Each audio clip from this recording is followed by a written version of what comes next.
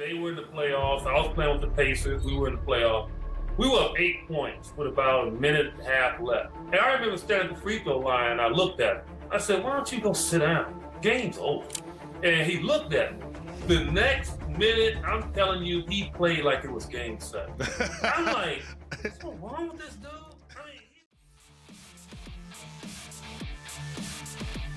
All right, happy 23rd, everyone, and welcome to another Air Jordan Rewind. Today we are going to be doing one reaction today and one reaction tonight, both themed around Michael Jordan, the GOAT. We're going to start out with one that's called NBA Legends and Players Reveal the Most Savage Michael Jordan Stories. This is actually from a channel called Pro Sport. I've never heard of this channel, even though they have 100,000 subscribers, so I'm kind of excited to see something new. And I figure what a better way to wake up in the morning and just start hearing savage Michael Jordan stories. I'm going to have something completely different for you guys tonight, but I figured this would be a cool contrast of kind of a build-up. Anyways, that's what we're doing today for the Air Jordan Rewind. Tomorrow we're doing a couple of Kobe videos. That's going to be for the 24th. We do this every month around here. I don't want to make this an incredibly long intro. We're just here to celebrate the GOAT. So I'm going to link the original video down below in the description. If you guys want to check out this channel, if you guys end up liking this video, you can go over and subscribe, all that good stuff. I'll be doing the same. And yeah, without further ado, let's get to the stories. Michael Jordan, what do you remember about playing him when you guys were on the floor and he was guarding you and you were guarding him, and I'm sure some terrific shootouts over the years between just the two. You know, looking back over 18 years, you'd have thought that Michael and I, the Bulls and the Pacers, would have played more than once in the playoffs. Mm-hmm. No, the only time they faced off, they went 7-2. We played once, and it was that epic 7-game series. Yeah. You're measured by your competition. He is clearly, and in my opinion, the best basketball player I've ever seen. And I knew that I had to bring it each and every time I stepped on the court when I was going against MJ. Were you friends? No, we weren't friends. Talk to each other on the floor? He might have been the one player I didn't talk to. Really? Yeah, because he might have been the one player who could really embarrass you. Yeah, smart. Yeah, he could come right back at you. Well, Reggie learned that lesson in his rookie season, in the preseason. He's told that story many times too. So he did talk trash, and then Jordan got the best of him. So yeah, by 98, no way is Reggie Miller crazy enough to still talk trash to MJ. I wanted what he had, him being the best, the championships.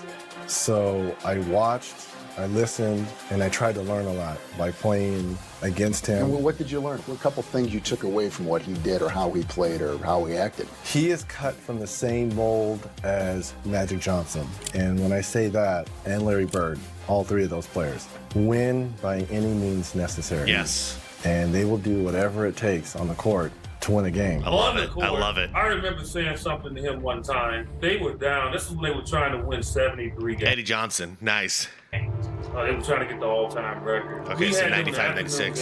Game meant nothing. They were in the playoffs. I was playing with the Pacers. We were in the playoffs. We were up 8 points with about a minute and a half left. And I remember standing at the free throw line. I looked at him. I said, why don't you go sit down? Game's over. And he looked at me. The next minute, I'm telling you, he played like it was game 7. I'm like, what's wrong with this dude? I mean, he was playing like it was game 7. He did not like the fact that I just said that to him. Yeah, he told him to sit down. And all of a sudden, it was a 1-point game. So Larry Brown calls timeout. And we go to the bench. And I think one of my teammates, I don't know, but Antonio Davis, he said, did you say something to MJ? I said, yeah. I said, I told game was over. And Larry Brown heard it. Larry was like, why would you do that? This one I knew my. Yeah, that's sick. I never heard that one. Dan, that's actually like sick because yeah, the game was over basically. Eddie tells him to go sit down, like the game is over, and Jordan takes that personal and continues to punish him. It's almost like saying, "I'll tell you when the game is over. The game's over when I say it is." But that's just crazy. He's going out there playing like it's game 7 when it's a clear win already. Yeah, killers keep killing until the job's done, I guess. All right, here's Charles Barkley. Michael Jordan was crazy. Michael's the most competitive person I've ever been around in my life. So me, him, Chuck Daly, and David Robinson go play golf one morning, playing Puerto Rico that afternoon. Okay, so this was in 92 in Barcelona. Chuck says, hey, guys, we played 18. Let's go. Michael said, I'm going to play another 18. Chuck said, we got a game tonight. He says, I'll be good. That's how crazy Michael is. We get to the game. Charles, you got this guy. Scotty, you got this guy. Michael, you got this guy. Michael said, no, I got the point guard. He says, what? He says, I got the point guard. He says, you don't want to guard the two guard? Michael's kind of leaning down. Michael looks and says, I said I got the point guard. He said some shit about me in the newspaper, and I'm going to get him. And we're looking around like, uh-oh, this little kid in trouble. He played 36 holes of golf, and he's guarding this dude like it's game 7. And he's talking, don't you ever say my damn name again. I'm looking at Carmelo, I'm like, yo, man, there's something wrong with this dude. That's how competitive he was. I don't even know what to say about that. That's just so MJ. They're worried that he's going to be too tired to play the game, but then he goes out there and destroys their best player. Yeah, on defense too. I love it. I think that's where Kobe learned it, and then who did that recently?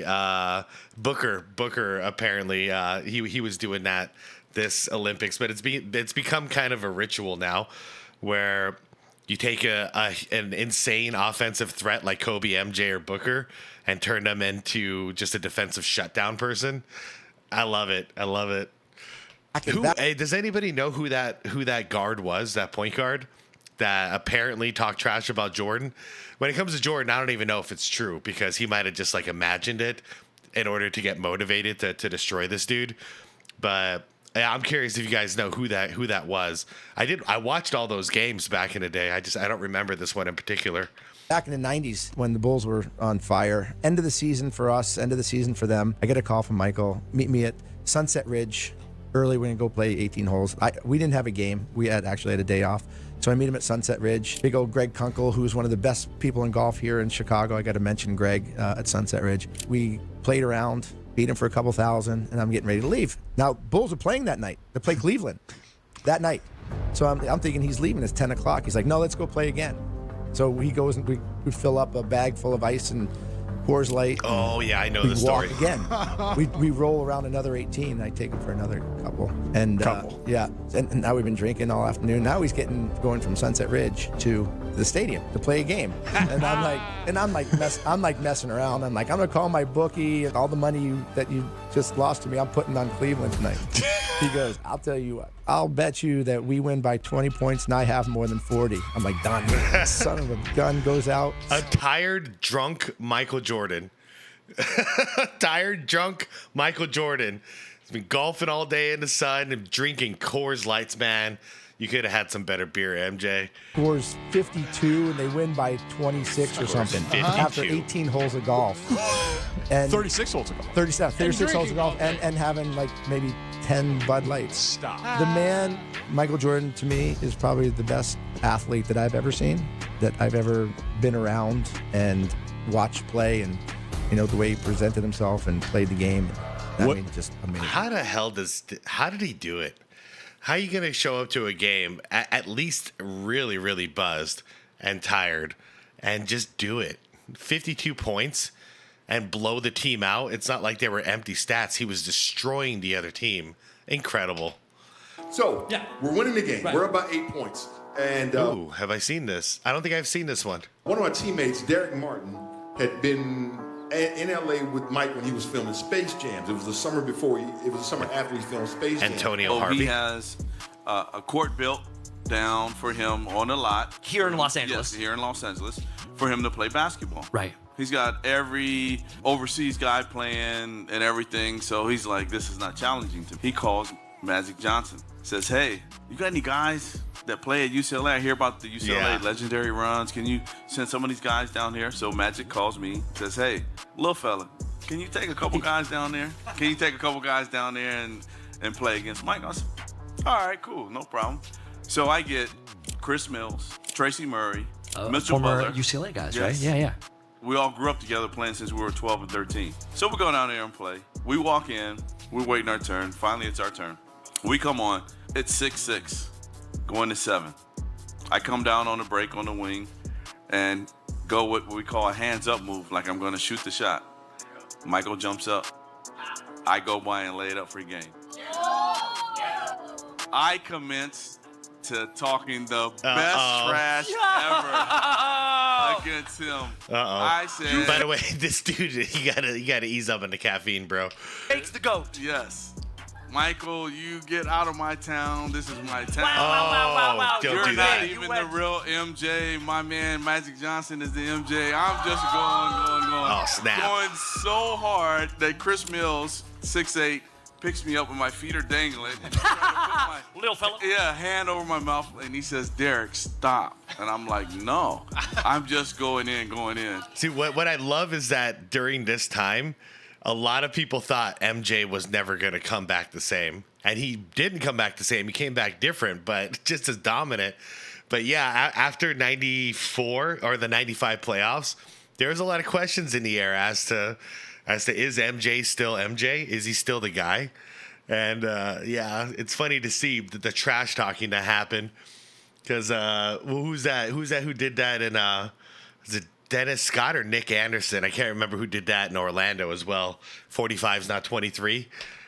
2 games later, he comes back on. Their team beat us. So now we fast forward to the season. Right. We're playing. Oh, no. So I go by, make a layup, get an N1, get fouled. We go up 9 with about 3 minutes to go. Mike is 4 for 16 from the field. He's having a really rough night. Right.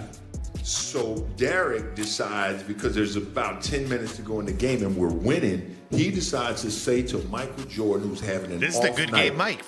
Told you we're going to whoop your ass tonight. Phil Jackson looks down the bench. Like, what do you want to do? So Michael ties his shoe up, takes his towel off, walks in.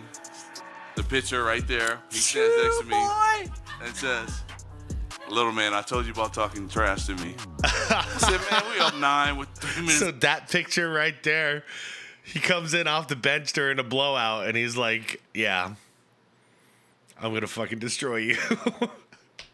Little man, I told you about talking trash to me. I said, man, we up 9 with 3 minutes to go. You're not beating me tonight. 24 points 9 with 3 in minutes. the last 10 minutes. He went on Goodness the next gracious. 15 points to beat us. And if you watch the video, the last one he made to win. This is no like catches the ball in the post. He does the typical Jordan fadeaway. He knocks down the shot. They go up by 6. He turns to the bench and says, "Shut up, you little." Yep. He's looking for me. That's the shut up, you little bitch story. Hey, man, I didn't know there was history behind this, though. I only knew about that one game. I didn't know that this started in the summer during the Space Jam shooting. He's like, I told you about talking trash. Yeah. And the first time, people hear about the Damn. story of us playing together, and we never lost. The first time we actually played against each other. Oh, man. Different teams. Now, Jamal, man, I'm hearing stories from Jamal about like literal like one-on-one training that MJ was giving him now. People are starting to open up a little bit about the things Jordan have done for them. I think a lot of this was like under wraps. I don't think Jordan really wanted it to be public because everybody else would get jealous that they're getting, special treatment. But yeah, Jamal stories are coming out and they're all really positive and cool. one-on-one. And I think our team won. And I saw how mad he was. Like he was pissed off. And he went and sat in the corner. And he just sat there. Like he reacted as if he had lost a game 7. And it's a summer thing. This dude almost 40 years old. It's Michael Jordan. The next day, this run starts at 2 o'clock. Because I had to work out. Young players, you got to work out your team first, and then you can go do what you want. And Grover's blowing up my phone. Yo, where you at? I'm like, Grover, it's 1 o'clock. MJ's waiting on you. Where you at? We ain't starting until you get here. So we got to start early. He waited until I got there. From that moment on, we played together and we never lost. And we played against everybody. Kenny Hardaway, Mike Finley, Tim Hardaway, Antoine Walker, Paul Pierce. Everybody came through Chicago. How UCLA is now? Yeah. It was like that. He was the first one I seen having refs and pickup. And then it got to a point through the summer, you got Jay-Z and Beyonce sitting courtside at a pickup run. Wow. Bro, just watch it. Like, this is Jordan. We had everybody come through this gym. This is how cold it is. I'm giving y'all, I've never said this. One dude, this got word around, and Jay, we all hanging out afterwards. One street dude come up there, got a bag of honey. MJ, let's gamble. They looked at him. I ain't got a lot of time. Slip a coin for it, heads or tails. Dude looked at that 100. I'm good. He thought he was gonna go back and forth with him. He thought he was gonna go back and forth with him. MJ ain't got time for that. 100 racks? He would wear Jordans that probably still ain't out. Whole different color. Jordan outfit, baggy shorts, have a matching Ferrari outside. Have a matching Lambo.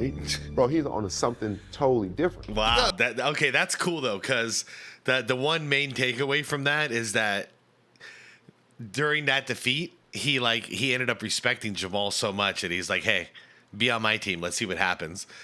And they ended up destroying everybody. So that's cool. Maybe he was trying to recruit him because the Wizards were pretty trash at that time. Jamal Crawford would have made a huge difference out there in Washington with him. A story like that with J.R. Ryder too, right? When y'all played the Bulls. And did I get that story right though? Literally, somebody shows up with like a briefcase of hundreds, and MJ was like, "Let's flip a coin for it," like straight up, win or lose. Like if that's how I heard it, like that's an insane level of gambling right there. Something totally different. You got a story like that with J.R. Ryder too, right? When y'all played the Bulls, and he was talking shit to Jordan. Oh no. Okay, I've heard this story, but I haven't heard it on this podcast. So let's see if there's new details. This is good, Chew. KG learned a hell of a lesson here. If you notice, man, when you play a guy, dog, or you play somebody that you look up to, man, you don't watch enough film to know that this guy's better than you, but you still have confidence in yourself. It was kind of like that. Mike them with this bullying, man. I had just seen my friend. He had just got into a car accident. I didn't really get much sleep. We was on the back-to-back. When I landed, I went straight to the hospital, to the hotel. I had to go right to the arena, to the arena and shit. You know, first bus and all that shit. So I was over there super early. So I was super inspired. But I was running off fumes. I didn't have no sleep that night. Had the whole west side on the whole left side of it. So I felt, I was in. I had a great night. But yeah, just man. As soon as I started feeling good, man, I that out. Because we had a chance to win that game. Yeah. And I woke the beast up, dog. And I didn't think that shit was real till you see it. Like, oh, really? Yeah. Really? Scared? Went crazy. Man, he went, look, no came down simple. 2 dribble pull up. 3, foul, and 1. Shot 2 free throw. Like, it was, I looked up, the nigga had like 40 in like 12 minutes. I was like, damn. We sitting on the bench, was like, damn, we down 19. Then I looked, you know how you look at everybody? And everybody looking at you like, told that nigga to shut up. I told him to shut up. Yeah. And that's how JR was like my dog to, it's okay. We're going to get through it. Yeah. We at the end of the bench. He was taking shoes off. I was like, my fault, man. It's all good. I'm gonna shut your ass up. Man, for real, man. I see. Yeah. And I never said shit to Jordan after that, dog. Real shit. I ain't say nothing. I remember that story. What's up, Black Cat? You good? Yeah. Okay, cool, ball head. Keep it moving. Straight up. For those of you who don't know the context, Isaiah Ryder was the one, J.R. Ryder. He was the one who was guarding MJ in that game. And, KG was basically just talking trash to MJ because Isaiah Ryder was playing pretty good at the get-go. So that's just a lesson of you never talk trash to someone else's guy. You know, if you're guarding somebody, you can talk trash all you want because if he lights you up, man, hey, you get what you get. But if you talk trash to someone else's dude that they're defending, that's just something you don't do to a teammate because if they get lit up, there's nothing you can do to help them. You know, you literally just sabotaged your teammate there. But that telling of the story is so good because after it's all said and done, every other time KG sees him, he's like, "Yeah, what's up, MJ? You good? Family good? Everything good?" He's just kissing ass. Ever get involved in trash talk with Jordan? Oh yeah. This is classic. All right, good way to end it. Thanks a lot, Jimmy. I just wonder, because you don't seem like a trash talking kind of guy. I'm not, and I never talk trash, but one time in my entire life. We're the dream team. Okay. And for 3 days in a row, we had came into a tie because what Coach Daly did, he split the team up East versus West. Mm-hmm. So Barkley, Jordan, Larry Bird, Pippen, and Patrick Ewing all played in the East. Wow. And then we had the West guys, myself, David Robinson, Malone, Mullen, Drexler, and John Stockton. It's basically like it's an all-star setup. So we would play every day, tie. So this is the 4th day, and we got out on him about 12-2, and I said, I'm gonna really rattle his chain. So I went over there, tapped him on the shoulder, and said, hey man, if you don't turn into Air Jordan, we're gonna blow you out today. Jimmy. By the way, I just have to interrupt it. How awesome is it that a retired Magic Johnson is still taking this so personal that he's the one guarding MJ? This is peak MJ as well. So this is, you know, I don't want to say Magic is out of shape because he's in really good shape here, but he wasn't in season shape. You know what I mean? So, but he's still like, I'm the best. He just had to step down, and MJ's a rising star. I just think it's so cool that he's guarding MJ. Like that's legit, man. You're the best, guard the best player. If you don't turn into Air Jordan, we're gonna blow you out today. Jimmy, his eyes got big. Usually that tongue come about right here, now it's way out. He broke the huddle, he hit a 3, and he's looking at me. So he came down again, hit another 3. Now this is the greatest shot I've seen. He came down the right side, took off. David Robinson took off, and he said, okay, I'm gonna just sit here in the air. Because I know David Robinson is gonna go down. So David Robinson went to the ground, he 360, tongue moving, and dunked it. In a practice game. In a practice game. And I was like, oh my goodness. And I was just stunned, and all of us were stunned to see him hang in the air that long and 360. Michael Jordan is so incredible. There'll never be. The moral is you should not talk trash to Michael Jordan. Yeah. That's the lesson. 360, you mean like it was like full, like this, all the way? Oh, man. That was good. I went ahead and subscribed to the channel. I thought this was... They did a good job. They actually found some unique stories here. And I feel like I've been kind of seeing the same stories a lot lately, but this one actually had some fresh ones. So I really appreciate that. So, yeah, I'm definitely subscribing to the channel. I already did it, so not gonna. Man, that was fun. That was a lot of fun. I love the extension of the story about KG and Isaiah Ryder and that payback, and also the extension about the game with oh man, who was it? Was it the Grizzlies? The "Shut Up, You Little Bitch" story. Like I didn't know that had history to it. So this was a really cool video. I really appreciate it. Link is down below if you guys want to check out the channel, see what else they have. You can't see it right now, but I'm looking at their suggested videos. That pop up at the end of the video, and there's a lot of Jordan. There's more stories like this actually. NBA legends and players on Michael Jordan, the best Michael Jordan stories, trash talking more ever told. So this is actually interesting. I might do some more, cover some more stuff, react to some more stuff from this channel. Anyways, everybody, Air Jordan Rewind first half in the books. We're gonna come back tonight with a nighttime video, an after dark video. I got something really cool for you guys. This one was a lot of talking. There's going to be a little more action in the next one, all right? Thanks for watching, everybody. Please leave the video a like if you enjoyed it. Subscribe to the channel if you want more content like this. I'll see you tonight for the next one. But before then, I'll see you all in the comments. All right, peace out, everyone. Thanks for watching.